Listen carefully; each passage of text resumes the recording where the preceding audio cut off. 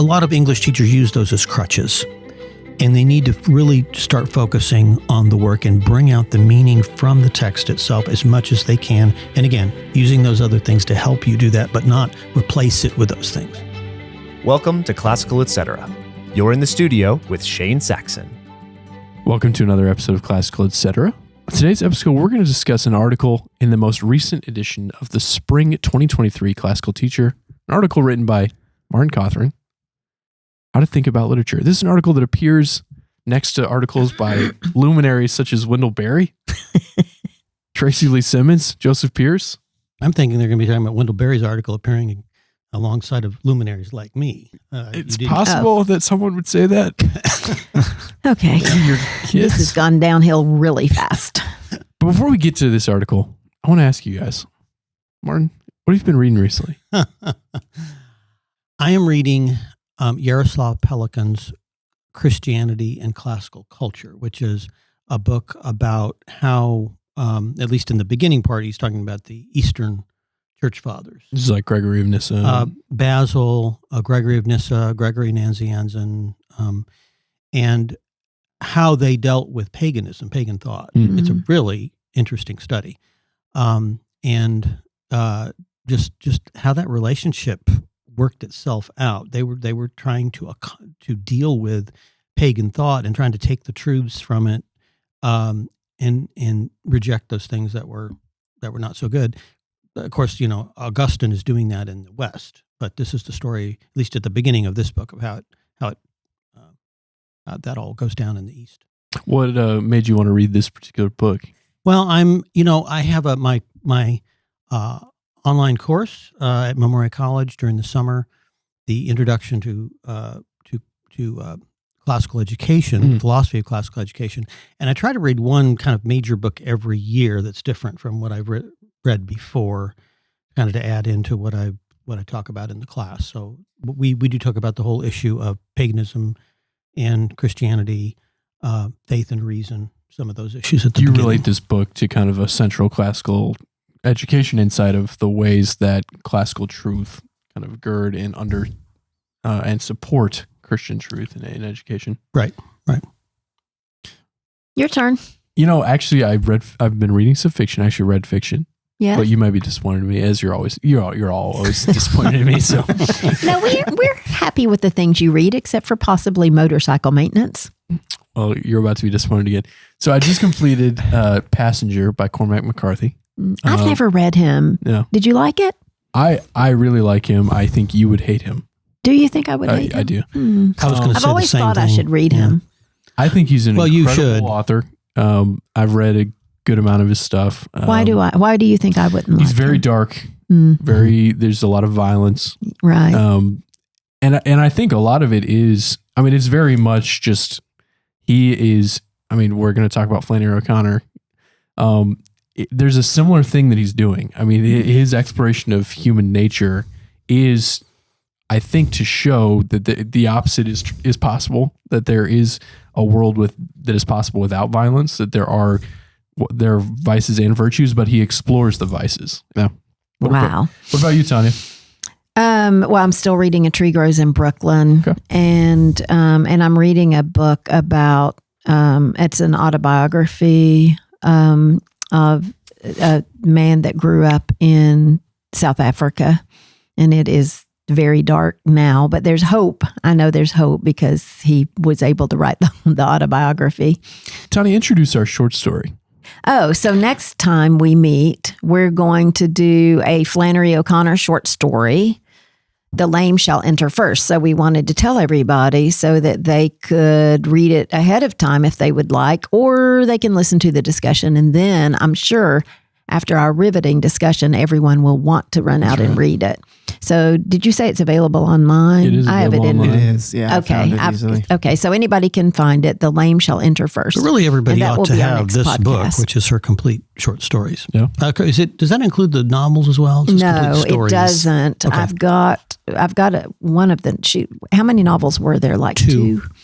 Wise Blood and The Violent Bear It Away. The Violent Bear It Away. I've got at least one of those, but neither of those is in here. Okay. Paul, what about you? What have you been reading? I have been uniquely focused still on East of Eden.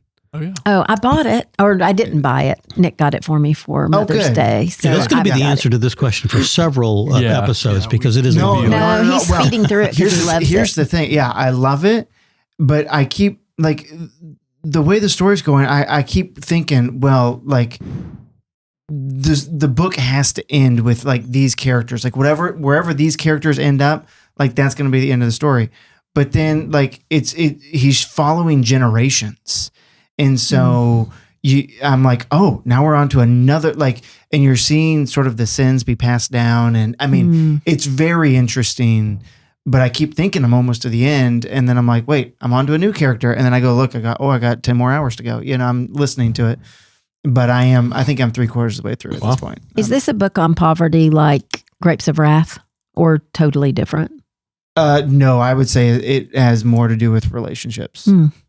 Yeah. I'm excited about it when I can get to it. Because I think the back of the book says that it was Steinbeck's retelling of Cain and Abel. Oh, that's fun. It's kind of an Are you seeing that? imitation of I the Cain am, and Abel but- story. Oh, here he comes. Here comes What the did you say? An segue. imitation? What? Kind of an imitation of the Cain and Abel story Yeah. of the but- violent inherent between brothers. Let me just say before you move on that I was expecting sort of a straight up allegory, more like C.S. Lewis, where it's clear. Right.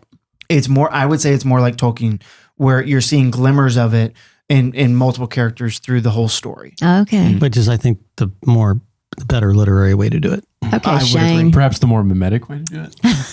You keep dropping these words that come from this great article. Yeah, you're right. So the article we're going to discuss is how to think about literature. And if you don't have a copy of our catalog, you can get one by going to memoriapress.com and going to the tab that says catalog, or you can just pull this article up online if you want to read it. Now, Martin, you wrote this article, I think, because you were reflecting on this book by M.H. Abrams, The Mirror and the Lamp. Tell us a little bit about that book and what it got you thinking and why you took this path with this article. Well, that's really one of, literary criticism can be hard to read. There's a lot of it out there that's, and it's hard to find a book that really, really hones in on the essentials and that gives you an overview like Abrams' book does. In Louis Markos's Great Courses lecture series From Plato to Postmodernism, which I highly recommend. It is a wonderful set of lectures. He starts out with Abrams and starts out with this breakdown of the 4 different perspectives you can take on literature. Yeah, so you talk about 4 different perspectives on viewing literature. I'm guessing because I see your notes that they come from the 4 causes, but you don't mention the 4 causes in the article itself. What are these 4 ways that literature can be, that literature can be looked at from, or what are the 4? What is it? The ways that they can be analyzed? Yeah, well, actually, in Abrams' book, he has a little map of the 4 sort of modes of literature. And the first is the universe of art, the thing the work is about. Okay, for example, and I use in this article, and Tanya gave me a hard time about it because it's not a work of literature, but I really needed to use a piece of concrete art to explain this best. The Mona Lisa, the painting, because this really, what he's doing is he's really taking a critique of all art and just applying it to literatures, which is why I can use the Mona Lisa here. So the first thing, the first emphasis of art is what is it that you're trying to portray, and he says the thing you're trying to, this first perspective is the universe of art, the thing that it's about. So if we're talking about the painting of the Mona Lisa, we're talking about Mona Lisa herself. She's sitting there in the chair. That's what he's trying to paint. The second is the audience for the work. And I'll just go through them quickly. Third, there's the artist himself. So in the case of the Mona Lisa, that's Leonardo da Vinci. And finally, there's the work itself, which is da Vinci's actual painting of the Mona Lisa. So those are the 4, and you can do them whatever order you like. But those are the 4 aspects of art that you are focusing on, and in, I guess it was the older article, I did talk about how you can take Aristotle's 4 causes, which are so useful with just about everything, and you can, when you're talking about the universe of art, you're talking about the formal cause. What is the pattern of this thing? There's the final cause. What is it for? The audience, the aesthetic pleasure of the audience. The efficient cause, which is what produced the thing, which is, of course, Da Vinci in this case. And the material cause, what does it consist of, which is the actual, painting itself. So you just take Abrams takes those 4 things in the first chapter of his book, The Mirror and the Lamp, and he analyzes literature that way. And I've always found that to be the most compelling way of looking at literature. Paul, Martin is using the word universe here kind of in a technical way. And he says that one of the aspects of the art is the universe of the art. I feel like that of the 4 terms is maybe the hardest one to understand, or it's maybe using the word in a different way than we normally would. What does Martin mean by, try to get inside Martin's head here. I can't tell you tell what me Martin what's It's interesting means. sitting here I listening. can tell you how I took it when I read the article, which was just reality, right? So if a work of literature is, when we're talking about sort of the form that, or the pattern that it's representing, ought to be imitative in some way of reality. That doesn't mean that science fiction isn't literature. Science fiction is, I think, imitating our universe within certain bounds, right? And so you're seeing a representation of reality set in a similar but different world, right? But that it's reflective of true things, I think. I don't know. Am I completely off base on what was in your head? I was just thinking that science fiction is an interesting thing to choose to talk about, the imitative view of art. And that's really what we're talking about here when we're talking about that aspect of it, is that we are imitating something in the world, some truth in the world. Science fiction isn't really imitating the world. It's really derivative from our experiences of this world. The writers who write it have never seen the worlds they're talking about. They're taking the things of this world and kind of rearranging them in some futuristic world. It's still imitative in some way. It is. What I was thinking of Ender's Game, right? Where, the idea of a kid playing video games, right? That's consistent with this world, but it's just been given a whole different use in that world. Yeah, one way to look at it is just that you are trying to speak a truth which you know about things in this world. And so in that sense, it is imitative. No author can actually make up really new things. Right. All they can do is operate from their own experience.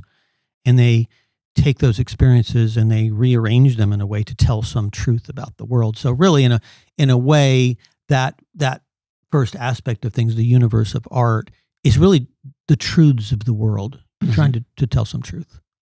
And I think, I'm not a fan of science fiction either. I've made it clear that I'm not a fan of fantasy. I'm not a fan of science fiction for the same reasons. I just don't like living in some kind of alternative universe. But I do recognize that orcs represent evil, which is real in this world. Mm-hmm. So I'm going to let you say that fantasy and science fiction are indeed literature.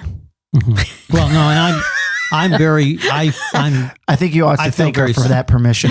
Yeah, right. Okay. Well, I didn't bring the science fiction thing up. He did. I know he did. But and I was thinking, maybe it's not literature. I felt like science fiction had to be brought up because if we're going to talk about imitation, that's like the one thing that's out there kind of screaming at us. Science fiction or fantasy or basically, or mythology for that matter. That's what Plato was talking about. Mm-hmm.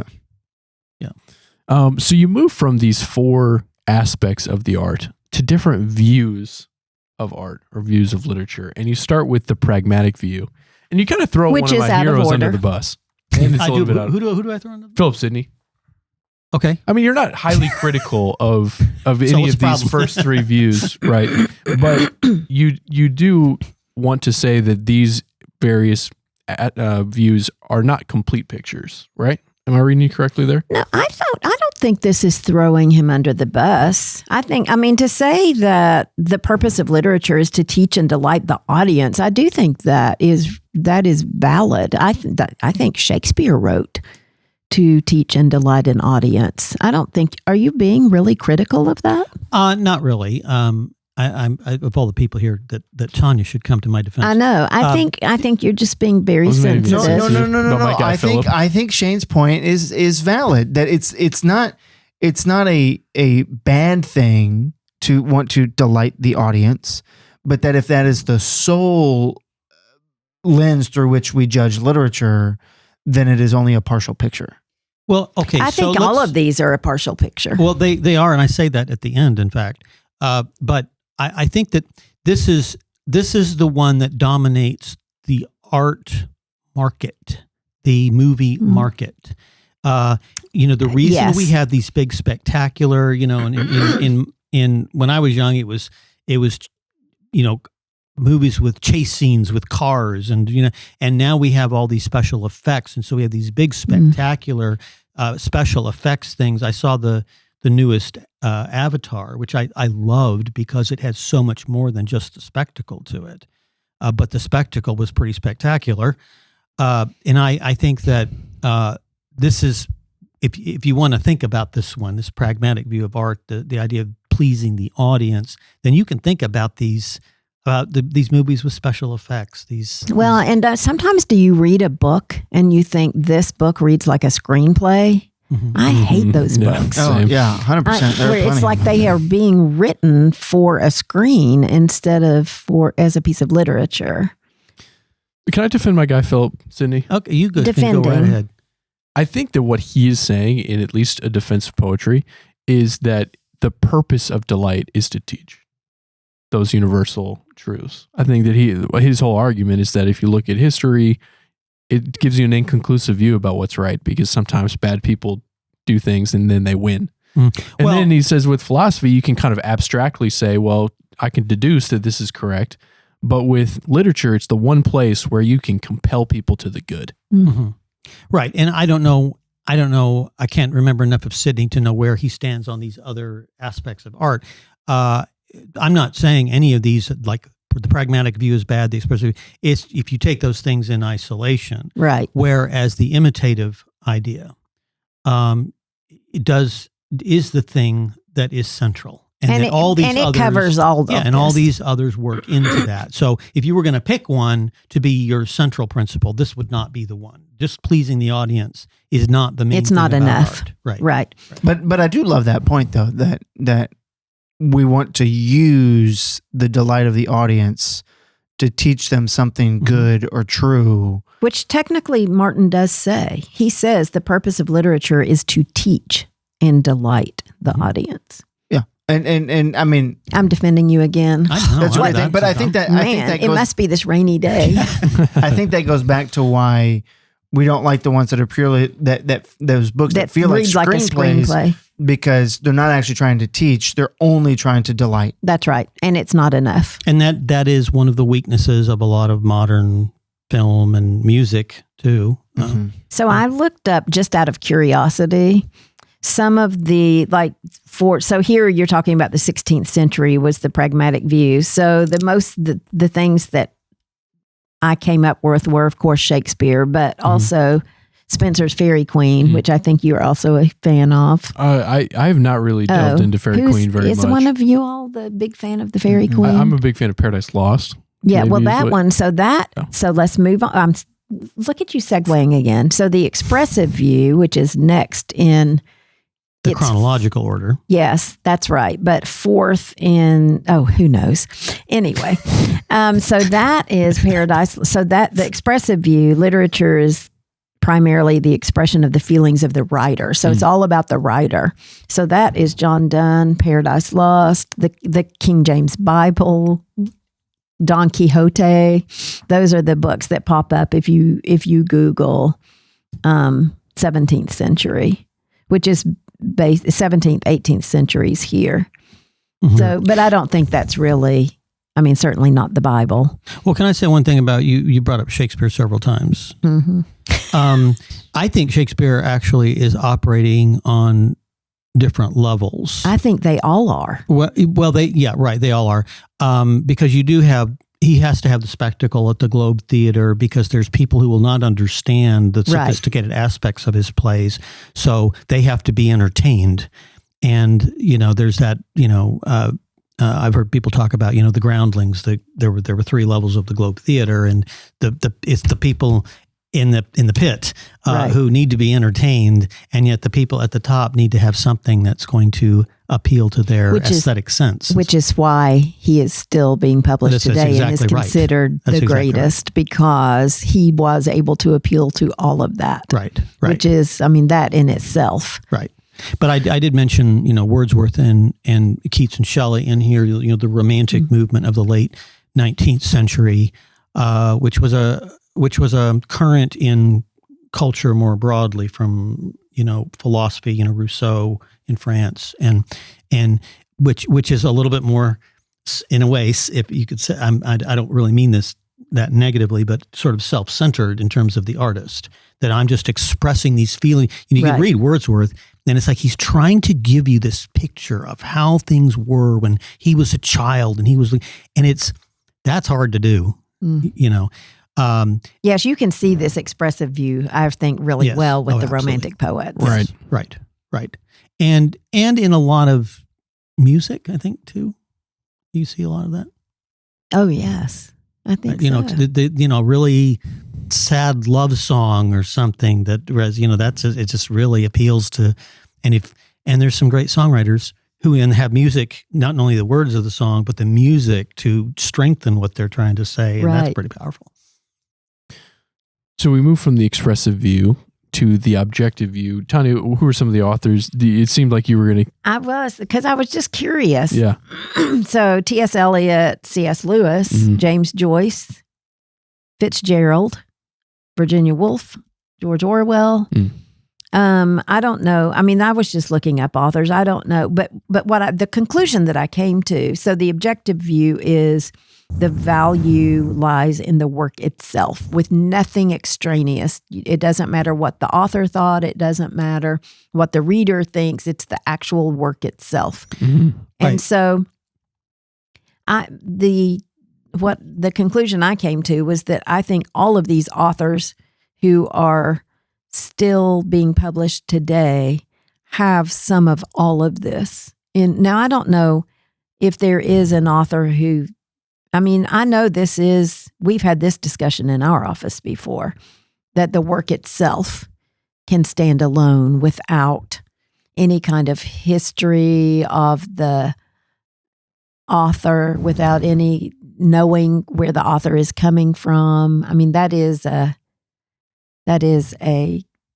viewpoint and this that was some people in our office have. Right. Is that the work can stand alone. And this was a reaction against this romanticism and this other stuff. The new, what were called the new critics. You're talking 1920s, 30s, 40s. These were guys. I mentioned some of them in here. Robert Penn Warren, who's a Kentucky writer, Cleanth Brooks. Some of these people. There were people they were Southern writers. They were people at LSU, at Vanderbilt, at places like this was where this movement was centered, and with some was resonating with people like T.S. Eliot, where they were trying to say, look, you can talk about your feelings all you want, you can talk about all this other stuff, but the issue is the work itself. And they went, there's extremes in each one of these, and they went to another extreme. And so there's a book called The Verbal Icon by W.K. Wimsatt, who was one of the great new critics. And I like that expression. That's what they viewed an artistic work as, a verbal icon. It spoke, but it spoke out of itself. And he, at the beginning of that book, there's 2 very useful essays, no matter what your view is, called The Intentional Fallacy and The Affective Fallacy. And they're basically saying, look, a piece of literature is not just what the author meant it to be. There's things that authors do that go beyond what they meant. It's not just what was in the author's mind. It's something that goes. A good work of art goes beyond that, and it's not just how it makes you feel. These are the two extremes, and they were pushing against those, and I think rightly so.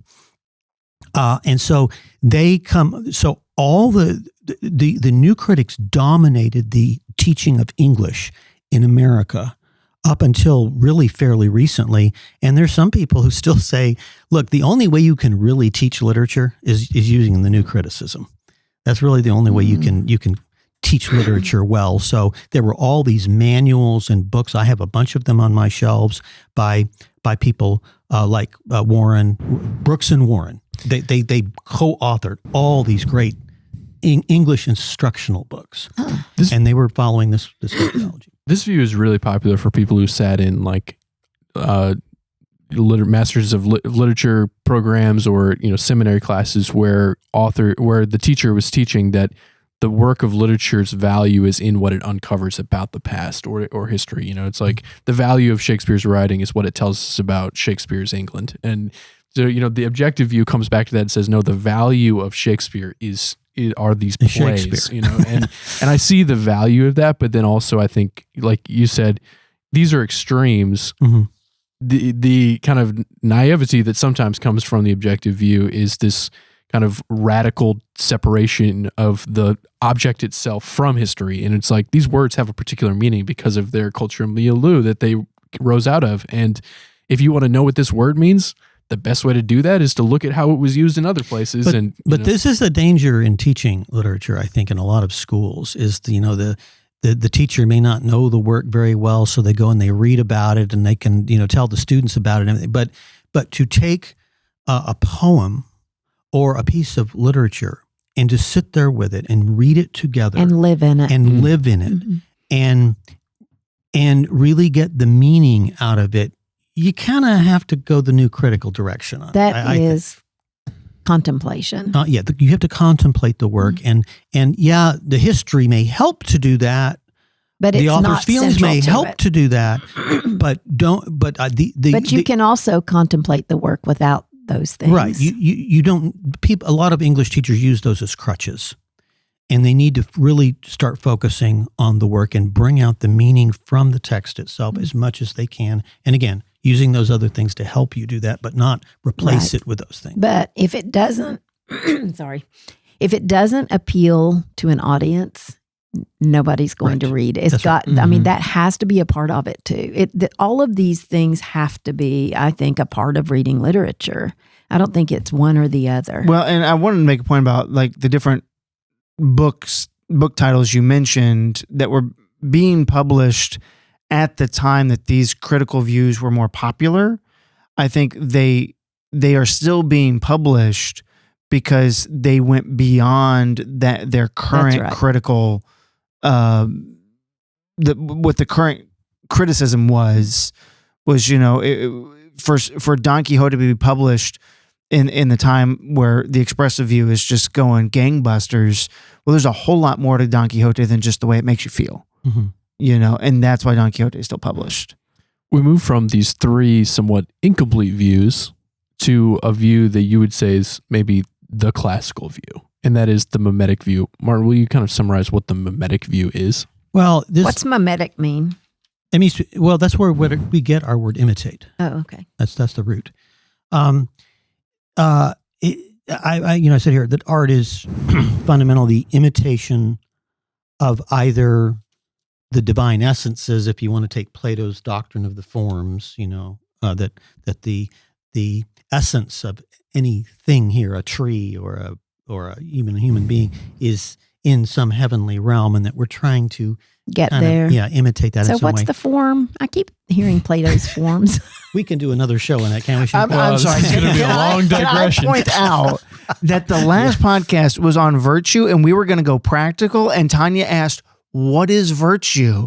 And here we are talking about literature, and she says, what is the forms? I mean, Tanya has this thirst for philosophy that is just unabated. It's just every I'm time. scared of what she'll do with it if she gets a hold of it.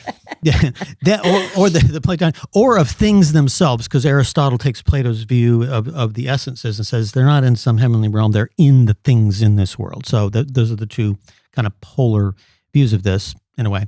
And so it could be that it's some imitation of things themselves. This is the original view. This is the view in Aristotle's work, the Poetics, which is one of the greatest works of literary criticism. And as Louis Markos points out in his lecture series, that all of these views sort of circled around Plato's, that they also sort of took for granted Aristotle's Poetics all the way up until the middle of the 20th century. And then it starts being abandoned by, the last view I talk about here, kind of the fifth view. And so the purpose of the art is to aesthetically represent what is, to aesthetically, artistically represent reality, to imitate it in some way. That's basically Aristotle's great insight, and that's the one that a traditionalist would say is the central view, not denying the others, but simply kind of putting them in their place. So then you follow that up with the straw man, the postmodern view that you quickly knock over. Why do you use the postmodern view as kind of an antithesis for the mimetic view? Well, because this is what's taken over. I mean, this is what has succeeded the objective view, the view of the new critics. That we start basically questioning basic things. The difference between objectivity and subjectivity. You get into thinkers like Jacques Derrida, the structuralists, the post-structuralists. The wheels just start falling off. And this is not just in literary criticism. This is in philosophy. This is in linguistics. This is in all these things where they're questioning that there are Derrida, whether there are dichotomies at all, whether I can make distinctions like I just make in this article, that there is no inherent order to the universe. That's why, and this is what dominates all of our discourse now. And it's why we, it's all over our politics that there are, hierarchies. You hear this term used very pejoratively now, that we're working against hierarchies. All hierarchies?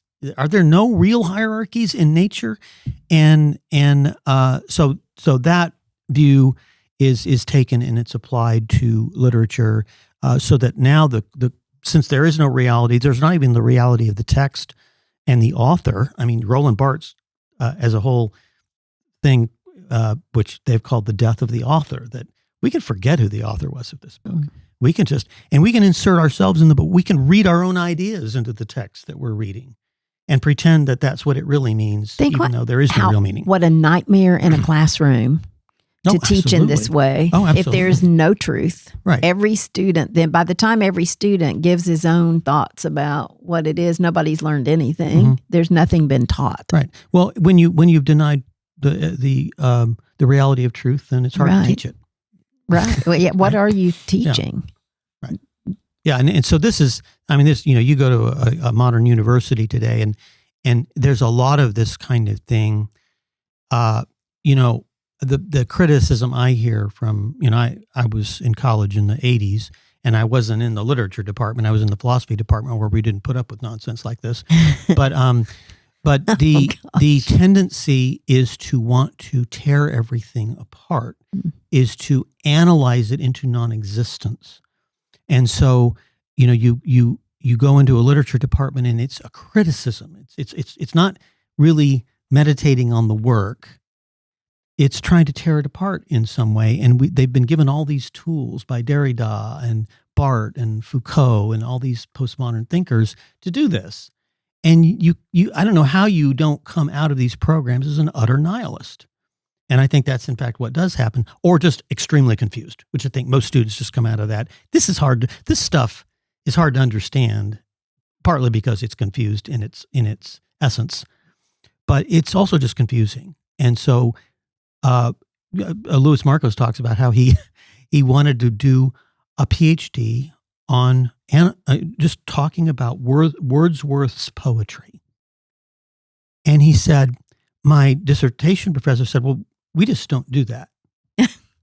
In an English department, we don't talk about what the meaning of text. So we want to talk about all these extraneous things, all these things in these other categories. And it's really tragic. And so it's hard to find good programs in literature anymore because postmodernism has taken over.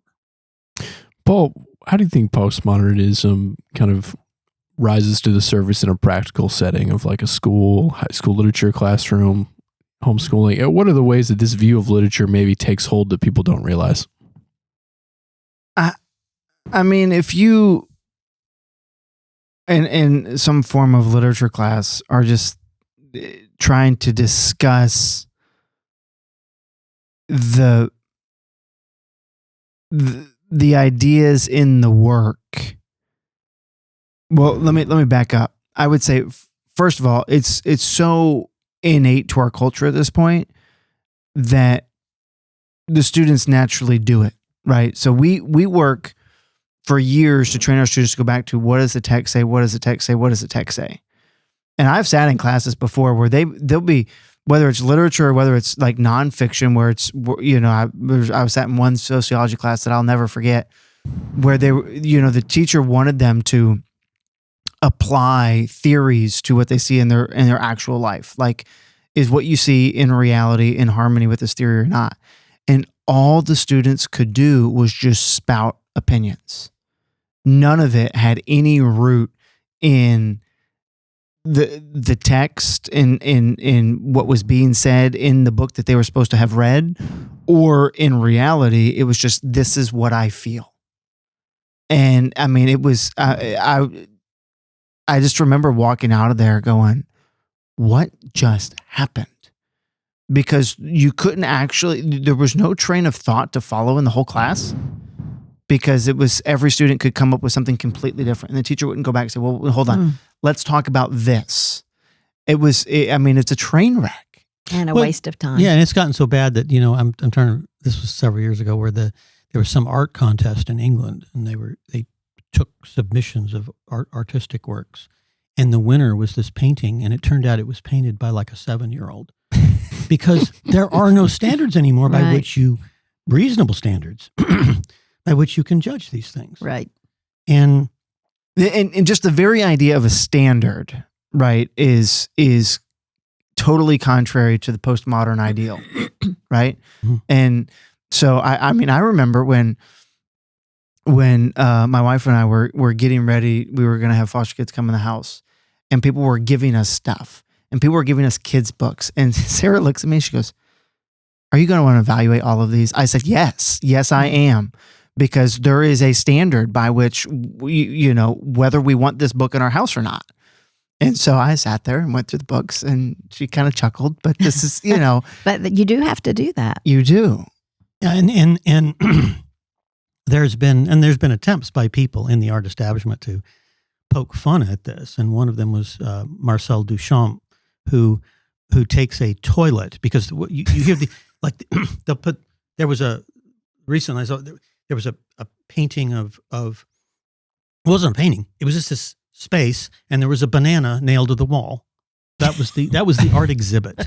Over here at the Speed Museum at the University of Louisville, there was a story that ran, and it was this guy who would feed these pigment to flies, and they would barf it onto the stage, and it was just a product of this. Oh my gosh! So I was doing public policy at the time, and I wrote this press release on the fly barf art that the Speed Museum, and I said I basically just claimed that they had been scammed. I knew they were really integral. They've been scammed. Speed Museum's been scammed by this artist. This means that I could be an artist. Yes, you could. I could be an artist, and I don't think I have an artistic muse. And the banana, some guy came into the exhibit, and he just grabbed the banana off the wall and ate it. And I am totally for that guy. I'm on his side.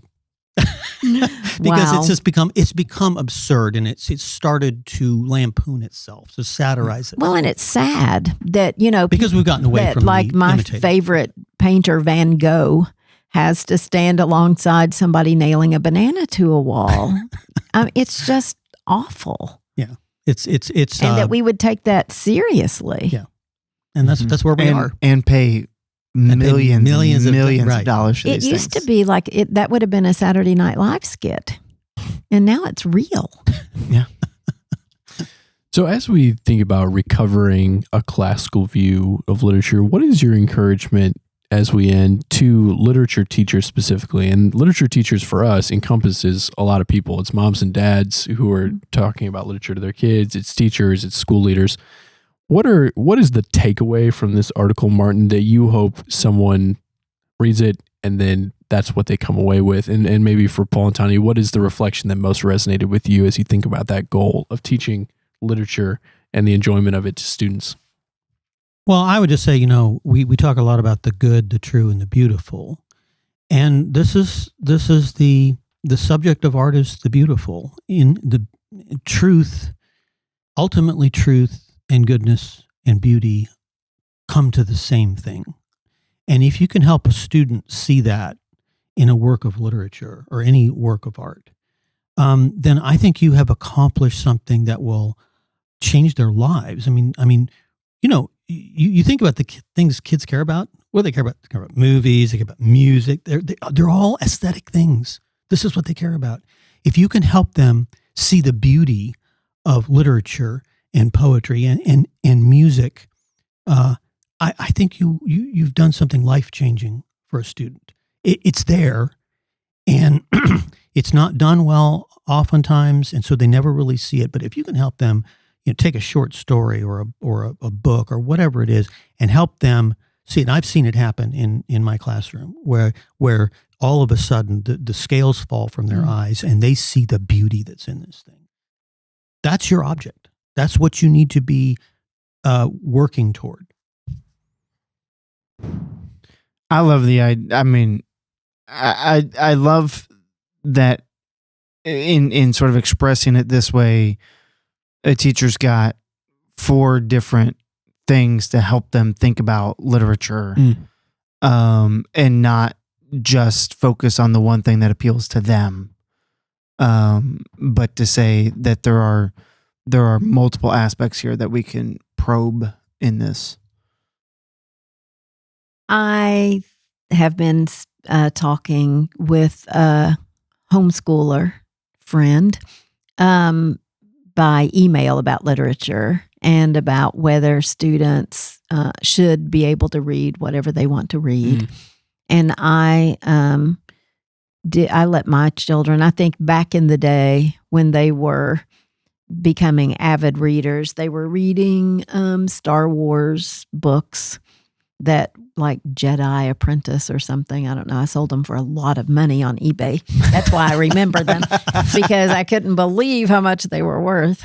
But we together, I think, decided that as long as you are, as Martin said, introducing, studying good literature, you really are inoculating them. And so that doesn't mean they're not going to choose to read things that aren't of the Star Wars books were certainly not on the same level as a book like Charlotte's Web. But it's okay.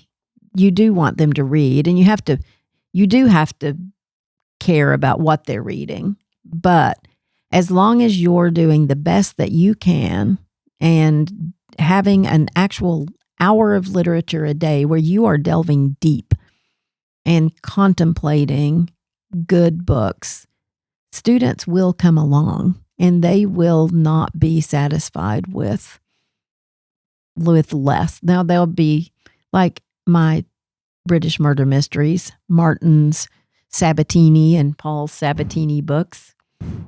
Do we want to put those alongside Dante? No.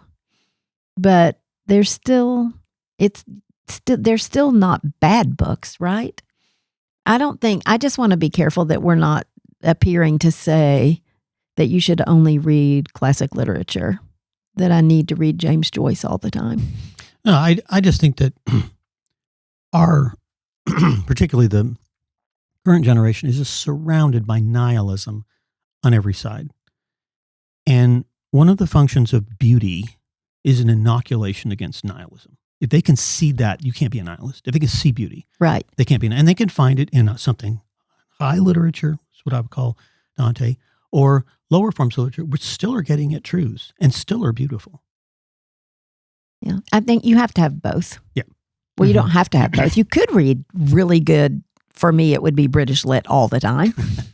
But it is, sometimes you just need an entertaining read. No. And that's okay.